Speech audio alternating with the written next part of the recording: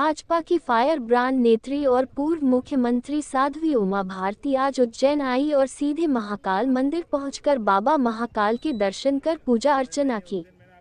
उन्होंने गर्भगृह में जाकर भगवान महाकाल का अभिषेक किया।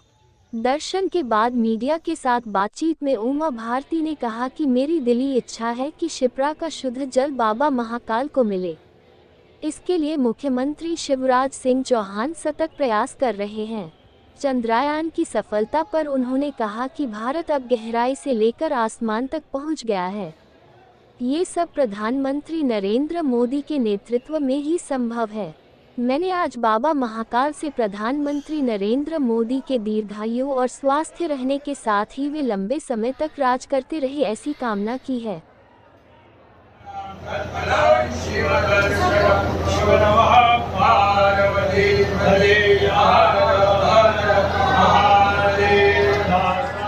मुझे व्यवस्था में कोई कमी नहीं लगी। सफाई भी बहुत अच्छी है, व्यवस्था भी अच्छी है और लोगों को कम से कम परेशानी में दर्शन हो जाएं और हमारे जैसे लोग भी उनके लिए परेशानी का कारण न बने, इस हिसाब से बहुत अच्छी व्यवस्था है। ये 2 सावन है क्योंकि बीच में पुरुषोत्तम मास आ रहा है, तो इसकी विशेषता है कि हरिहर का मिलन है। ये तो हरिहर का मिलन होने से क्या होता है, विष्णु पोषक हैं और शिव जो हैं वो अंत में सृष्टि का अपने अंदर लोप कर लेते हैं और फिर बाहर निकलती है जब सृष्टि तो विष्णु उसका पोषण करते हैं। तो अब की बार ये दोनों का जो मेल है वो बहुत अद्भुत है और ये हरिहर का जो मेल होता है यही हर हर गंगे कहलाता है, इसी को हरिहर गंगे कहते हैं। गंगा और शिप्रा, मैं हमेशा से बोल रही हूँ कि महाकाल को सिर्फ शिप्रा चाहिए है, ओमकारेश्वर को नर्मदा का जल अविरल चाहिए है।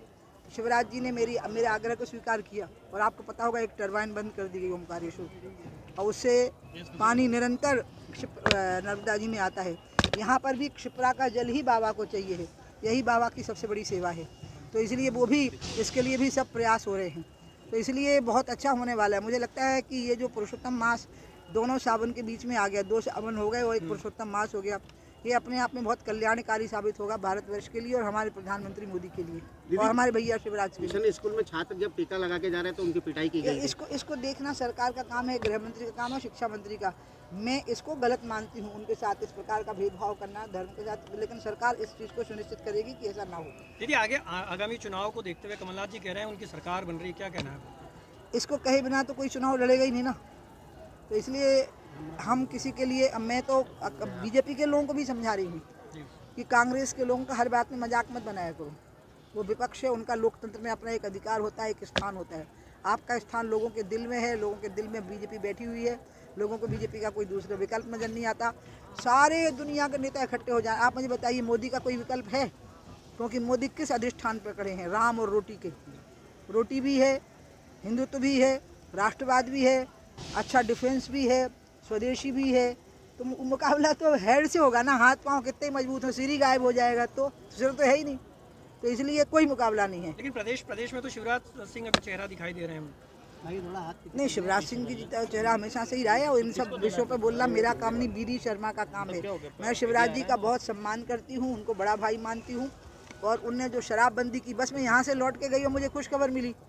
मैंने आपको फिर कह रही हूँ कि सवाल यह है कि सरकार की नीयत साफ है कि नहीं, शिवराज जी की नीति साफ है कि नहीं। वो नीति साफ, मैं अभी तो यहाँ तो भूल गई थी, मैं बताऊँ मुझे बाबा को जब सामने दिखते हैं ना तो मुझे कुछ याद नहीं रहता, लेकिन चंद्रयान जाना और उसमें हमें सफलता मिल रहा है, साबित कर रहा है कि अंतरिक्ष में भी अब हम दुनिया के उन देशों की बराबरी पर आ जाएंगे जो अंतरिक्ष में बहुत ऊंचाइयों को छू लिए हैं। हम गहराइयों में भी चले जाएंगे, हम धरती पर भी चले जाएंगे और हम आकाश में भी पहुंच जाएंगे। ये सब मोदी जी के नेतृत्व में होगा। मैं मोदी जी के स्वास्थ्य की, दीर्घायु की और लंबे समय तक राज करने की कामना करती हूँ और मैं तय किया है कि वो 75 साल के तब हो पाएंगे जब मैं तय करूँगी, वो नहीं तय कर पाएंगे। घोटाले को लेकर कुछ कहेंगे? जांच होने दीजिए ना, जांच होने दीजिए।